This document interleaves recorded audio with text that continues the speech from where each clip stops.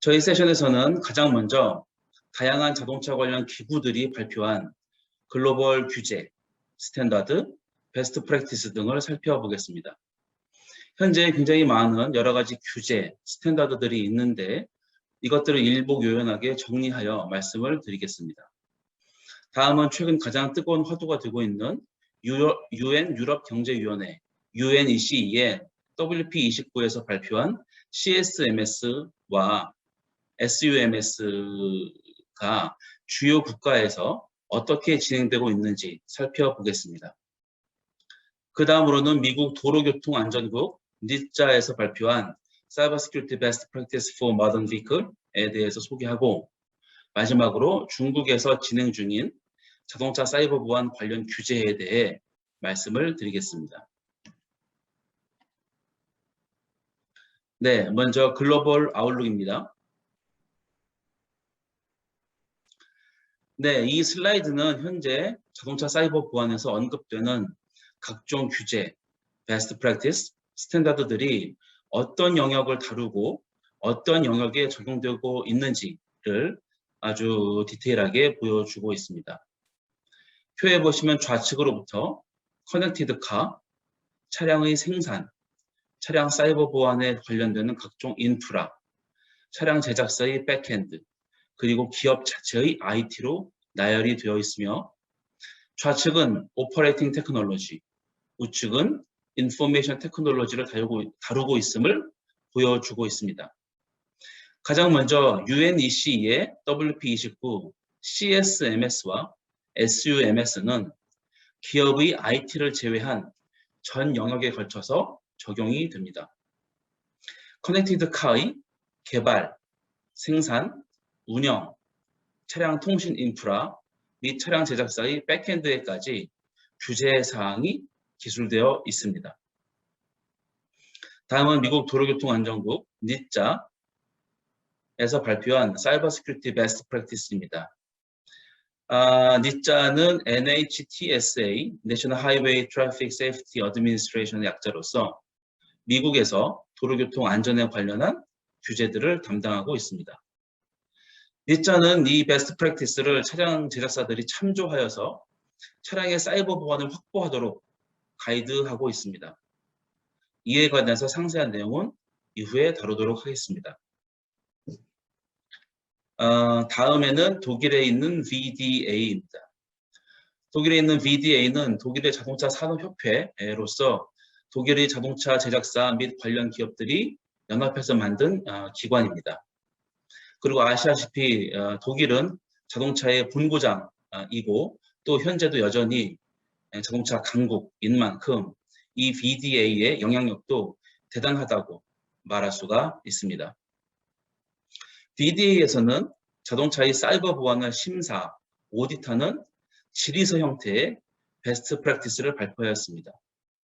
이것을 오토모티브 CSMS, 줄여서 ACSMS라고 부르며, 이것은 ISO 21434뿐만 아니라 SAE, 오토사, 오토스파이스 등을 아우르는 자동차 사이버 시큐리티 질의서입니다. 그러므로 ACSMS 오디트를 한다는 것은 VDA에서 발간한 이 ACSMS 질의서에 대해서 이 해당 기업은, 해당 제작사는 어떻게 대응하고 있는지를 확인하는 작업이다라고 이해하시면 되겠습니다. VDA의 ACSMS는 별도의 인증서가 있는 그런 프로그램이 아닙니다. 하나의 베스트 프랙티스입니다. 하지만 해당 기업의, 어떤 특정 기업의 오토모티브 사이버 시큐리티의 현황을 파악하기 위한 목적으로 쓰기에는 굉장히 좋은 그런 레퍼런스가 되며, 이와 같은 질의서를 바탕으로 해서 응답을 하고 그것에 대해서 심사하는 것은 굉장히 좋은 평가 작업이라고 할 수가 있겠습니다. VDA는 이와는 또 별개로 자동차 사이버 보안을 만족해야 하는 기업의 IT 기술 자체에 대한 심사도 발표하였는데, 이를 TSAX라고 부릅니다. 슬라이드 오른쪽 끝에 있고 유일하게 엔터프라이즈 IT 영역에 적용이 되어 있습니다. 최근에 많은 자동차 관련 기업들이 진행하고 있는 인증 프로그램 중에 하나가 바로 이 TSAX가 되겠습니다. 다음은 ISO ASA 21434인데 여러분들께서 아마 많이 익숙하실 것입니다. ISO SA 21434는 WP29의 CSMS를 준수하는 데 있어서 필수적인 레퍼런스 참고 문헌이 됩니다. 이 ISO SA 21434는 지난 8월 31일 최초 버전의 문서가 공식적으로 릴리즈가 되었습니다. 이 ISO 21434는 자동차 사이버 보안의 설계, 개발, 양산, 운영, 제품의 폐기 등 자동차 전반에 걸친 사이버 시큐리티 가이드를 제공하고 있습니다. 말씀드렸다시피 UNEC의 R155번 CSMS를 구축하고자 하는 기업들에게는 필수적인 문서라고 말씀드릴 수가 있겠습니다. 다음은 ISO 파스 5112가 되겠습니다. ISO 파스 5112라는 것은 ISO 21434를 오디트, 심사하는 데 있어서 어떤 방식으로, 어떤 절차로, 어떤 자격을 갖춘 사람들이 심사를 진행해야 하는지를 자세히 나타낸 문서가 되겠습니다. 그래서 CSMS라든지 또는 ISO 21434를 기준으로 해서 컨설팅 또는 심사, 평가를 하겠다고 하면은 반드시 이 ISO 파스 5112를 참조해서 여기에서 가이드하는 방식대로 여기에서 가이드하는 자격을 갖춘 사람들이 이 오디트를 진행을 해야 할 것입니다. 네, 다음으로는 ISO AWI 24089입니다. 이 ISO 24089는 SUMS, 소프트웨어 업데이트 매니지먼트 시스템의 레퍼런스가 되는 하나의 가이드 문서가 되겠습니다. 이것은 마치 ISO 21434가 155번 스탠다드를 달성하기 위해서 참조해야 하는 것과 동일한 조건으로, 동일한 기준으로 소프트웨어 업데이트를 하고자 하는 그런 기업들은 소프트웨어 업데이트 매니지먼트 시스템을 구축하고자 하는 그런 기업들은 이 ISO 24089를 달성을 해야 참조를 해야 합니다.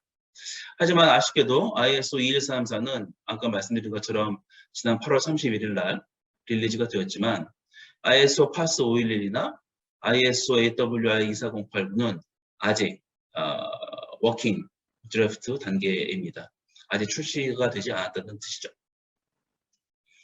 예, 다음은 미국의 자동차 공학회 SAE, Society of Automotive Engineers에서 발간한 두 개의 베스트 프랙티스 J3061과 J3101입니다.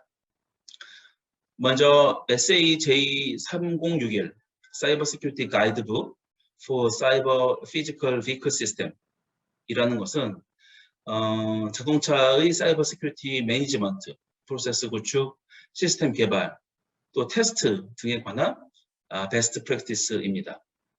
그리고 이것은 ISO 21434가 나오기 전까지는 거의 모든 기업들이 레퍼런스했던 문서가 되겠습니다. 그리고 ISO 21434 역시 작성을 하면서 이 SA J3061을 굉장히 많이 참조를 하였습니다.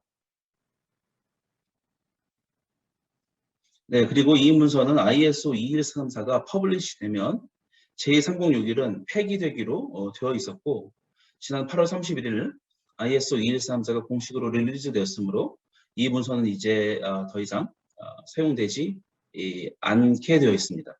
다만 해당 문서는 여전히 자동차 사이버 보안을 구축하는 데 도움이 될 만한 많은 내용들을 담고 있기 때문에 CSMS 구축에 유효한 참고 문서라고 볼 수가 있습니다. SAJ3101을 하드웨어 프로텍티드 시큐리티 for grounded vehicle은 하드웨어를 활용한 자동차 사이버 보안에 대해서 다루고 있습니다. 네, 다음은 오토사입니다. 오토사라는 것은 자동차 관련 기업들이 모여서 만든 협의체로서 특별히 자동차에 적용되는 소프트웨어의 프레임워크, 아키텍처를 연구하고 발표해 왔습니다. 여기서는 오토사에서 발표한 오토사 시큐리티 온보드 커뮤니케이션, 줄여서 세코스 라고 부르는 스탠다드가 되겠습니다. 이것은 이 자동차 내부 네트워크, 캔 네트워크라든지 이더넷 네트워크 내에서 이 통신 데이터를 보호하기 위한 그런 스탠다드라고 말씀드릴 수 있겠고, 기본적으로는 각 ECU들이 서로 데이터를 주고받을 때 그 데이터의 뒤에 데이터의 유효성 검증할 수 있는 일종의 페리티 값, 맥을 붙여서 보내고 이를 검증하는 방식이 이 안에 제한되어 있습니다. 네, 마지막으로 널리 알려진 오토스파이스가 되겠습니다. 오토스파이스란 자동차 소프트웨어 개발에 있어서 국제적인 표준 프로세스 모델이 되겠습니다. 이 안에는 Primary Life Cycle Process, Supporting Life Cycle Process, Organizational Life Cycle Process 등이 있고, 이를 평가하기 위한 프레임워크 레벨 0에서 레벨 5까지가 있습니다. 네, 다음으로 넘어가겠습니다. 네, 다음은 UNEC의 WP29입니다. 지난 2020년, 작년 6월 유럽경제위원회 UNEC가 자동차 사이버 보안 관리 시스템 CSMS 및 소프트웨어 업데이트 시스템 SUMS에 대한 규제 R155와 R156을 발표하였습니다. UNEC 1958 어그리먼트에 서명한 62개의 국가들은 이 레귤레이션을 자국의 자동차 법령에 반영을 해야 합니다. UNEC가 제시한 타임라인은 2022년 7월 이후 신규로 출시되는 자동차 모델에 적용이 되어야 하고, 2024년 7월 이후에는 모든 차량에 이 CSMS와 SUMS가 적용이 되어야 합니다. 유럽이나 일본은 이 타임라인에 맞춰서 법령을 개정하고 있고, 우리나라도 현재까지는 국토교통부에서 이 일정에 맞춰서 작업을 진행하고 있습니다. 다만 우리나라는 미국과 함께 대표적인 자가승인 국가이기 때문에 UNEC의 가이드에 맞춘 형식 승인으로 진행할지, 타 자동차 규제와 마찬가지로 자가 승인으로 진행할지 고민 중인 것으로 알고 있습니다. 미국과 중국은 UNEC에 서명한 국가가 아니기 때문에 이 규제를 적용할 의무가 없습니다. 다만 자동차 사이버 보안이라는 이슈는 이 두 국가에도 공이 적용되는 이슈이기 때문에 각자 준비 중에 있습니다. 이 내용은 이후에 자세히 설명드리겠습니다. 네, 여러분들께서 UNEC WP29 홈페이지에 가시면은 이 R155번, R156번 문서들을 다운받아서 보실 수가 있습니다. 네, 그러면은 UNEC WP29, R155 CSMS와 R156 SUMS를 적용하는 데 있어서 어떠한 챌린지들이 있는지 간략히 살펴보겠습니다. 먼저 키 프로세스 챌린지로 보면은 아직도 많은 차량 제작사들은 자동차의 사이버 보안 및 소프트웨어 개발, 배포, 모니터링하는 프로세스에 대해서 익숙하지가 않습니다. 이와는 반대로 전통적으로 사이버 보안 및 소프트웨어 개발, 배포, 모니터링을 담당하던 IT 인력들은 자동차의 구조 및 운영 환경에 익숙하지가 않죠. 그래서 실제로 기업에서 컨설팅 프로젝트를 해보면 표준과 베스트 프랙티스에 있는 내용을 제품의 개발, 양산, 사후관리, 폐기 등 자동차의 전반적인 사이클에 적용하는 데 적지 않은 어려움을 겪는 것을 목격하게 됩니다.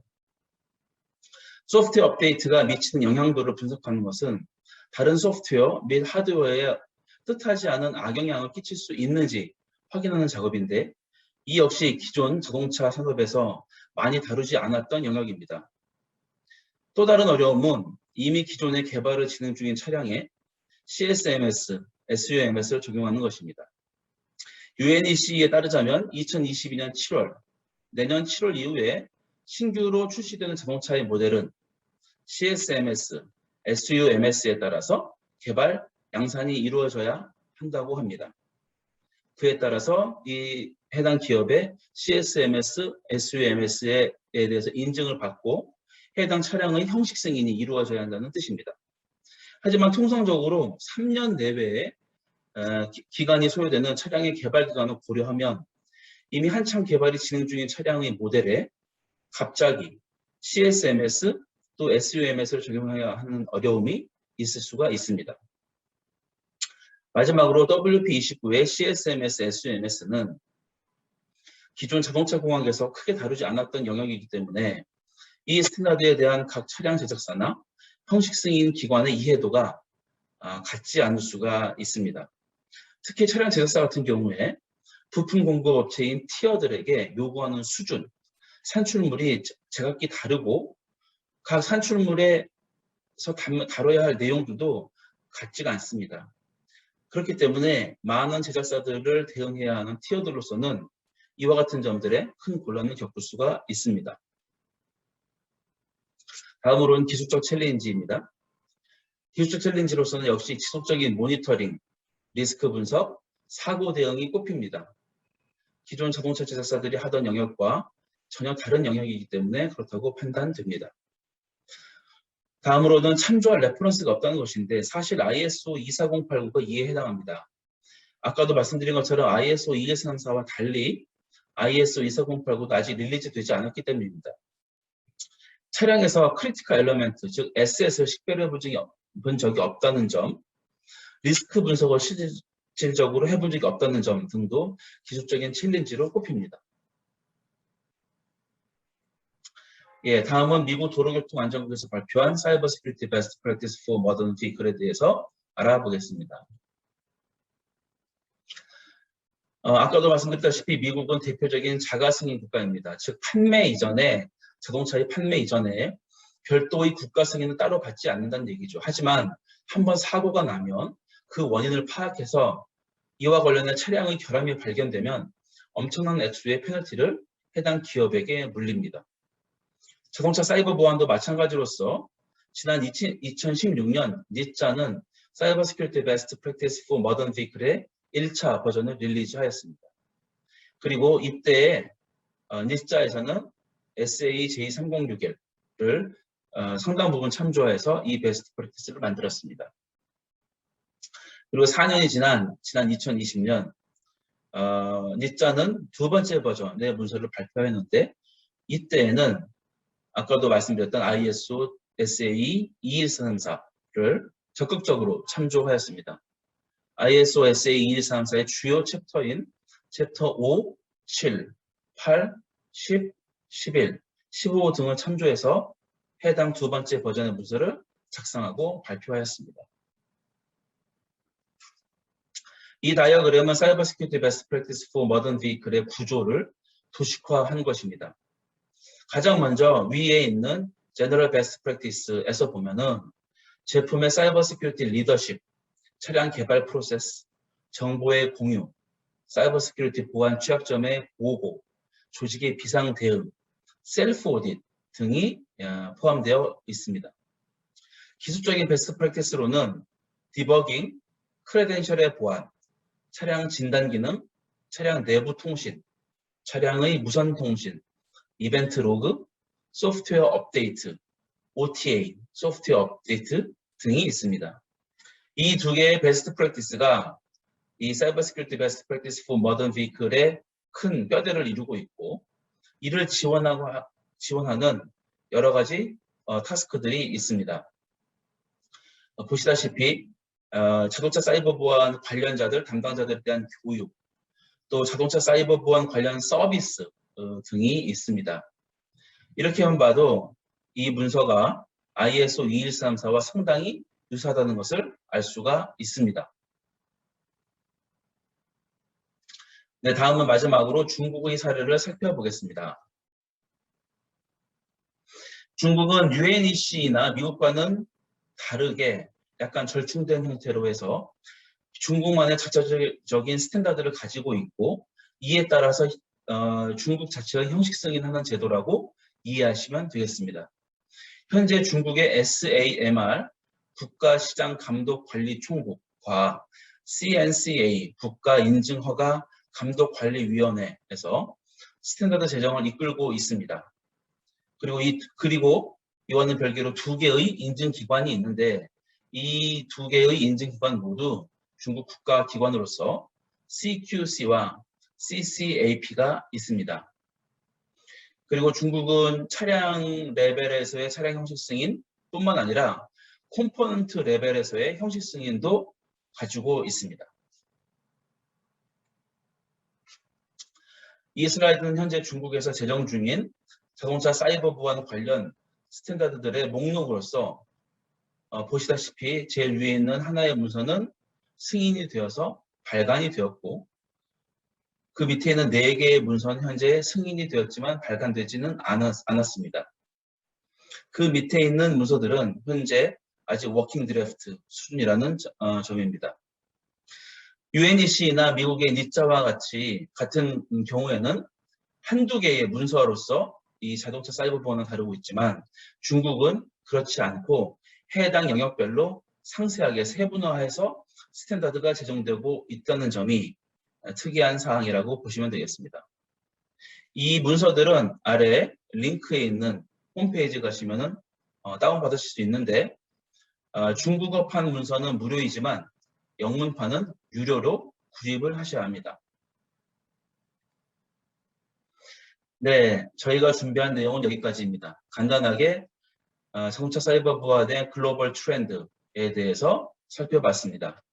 이 내용에 대해서 궁금하신 점 있으면 보시는 제 이메일이나 한컴 인텔리전스 웹이나 채팅창에 남겨주시기 바랍니다. 경청해 주셔서 고맙습니다.